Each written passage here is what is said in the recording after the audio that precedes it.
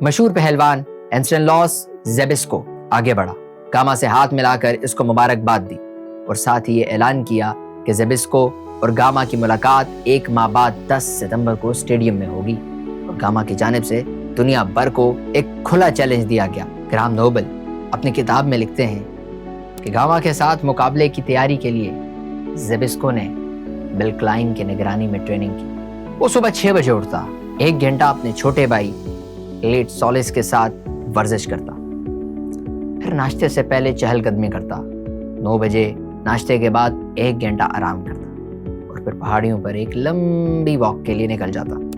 مشقوں میں کشتی، رسی کودنا، باکسنگ اور میڈیسن بال کے ساتھ ورزش کرتا۔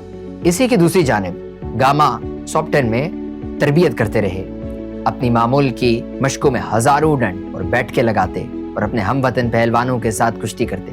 10 ستمبر 1910 کو 4 بجے گاما اور زیبسکو کے درمیان کشتی کا مقابلہ شروع، جس کی انعامی رقم 250 پاؤنڈز اور جان بل بیلٹ تھی۔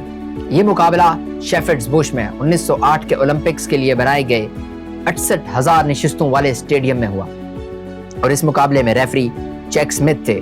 مقابلہ شروع ہوتے ہی گاما نے پہلے ہاف نیلسن اور پھر ریسٹ لاک آزمایا، لیکن زیبسکو بہت طاقتور دکھائی دیے اور 15 منٹ گزر گئے۔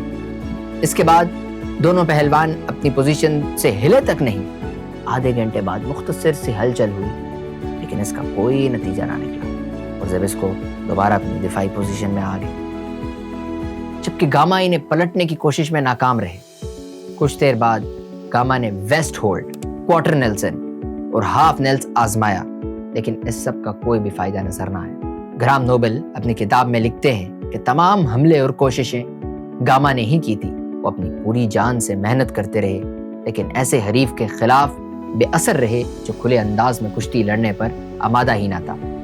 ایک موقع پر زیبسکو زمین سے اٹھ کر ہاتھوں اور گھٹنوں کے بل آگے بڑھے اور انہوں نے گاما کو ہوا میں اچھال دیا، لیکن پھر وہ دوبارہ اپنی دفاعی پوزیشن میں واپس چلے گئے۔ کشتی ایک بار پھر رکی۔ جب مقابلہ دوسرے گھنٹے میں داخل ہوا تو وہی سب دوبارہ دیکھنے کو مل رہا۔ زیبسکو لمبے لمبے وقفوں تک بالکل ساکت رہتے اور وہ گاما انہیں گرانے کی کوشش کرتے رہتے، لیکن ناکام ہو جاتے۔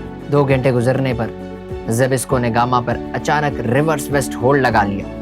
زیبسکو نے گاما کو تھوڑا سا اوپر اٹھایا اور اسی وقت دونوں ایک ساتھ زمین پر گر گئے۔ کچھ دیر بعد دونوں پہلوان اپنے پیروں پر پھر کھڑے ہو گئے۔ زیبسکو نے گاما پر ویسٹ ہولڈ آزمایا، گاما اس حملے سے بچ نکلا۔ گاما نے ایک کروچ ہولڈ لگانے کی کوشش کی، مگر زیبسکو ان کے لیے بہت بھاری تھی۔ 2 گھنٹے 35 منٹ بعد مقابلہ روک دیا گیا اور یہ اعلان کیا گیا کہ دونوں پہلوان اگلے ہفتے 17 ستمبر کو اسی اسٹیڈیم میں فیصلہ کن مقابلہ لڑیں گے۔ اسپورٹنگ لائف نے اندازہ لگایا کہ پورے 2.5 گھنٹے میں صرف 1.5 منٹ کشتی ہوئی، اور اس رپورٹ میں لکھا گیا کہ اس سے زیادہ مایوس کن میچ شاید ہی لندن میں کبھی دیکھا ہو۔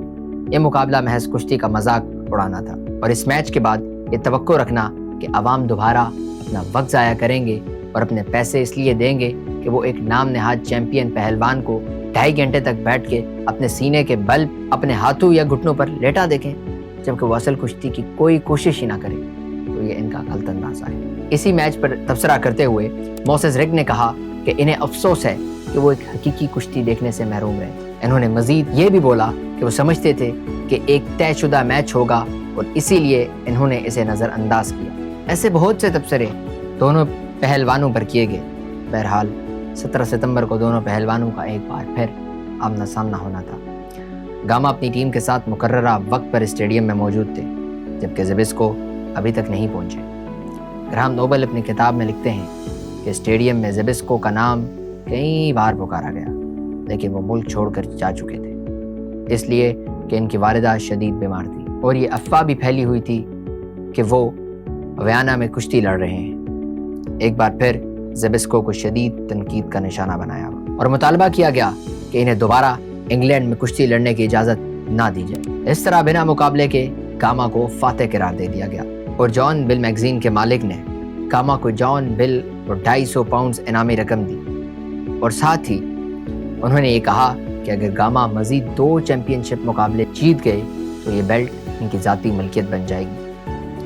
مقابلے کے چند مہینوں بعد زبسکو نے کہا کہ میری گاما کے ساتھ ری میچ کے لیے بات چیت ہو رہی ہے، مجھے سفر کے اخراجات کے لیے $15,000 دیے جائیں گے اور یہ رقم اپریل 1911 کے آغاز تک جمع کرائی جائے گی اور مقابلہ اسی ماہ کے آخر میں ہوگا۔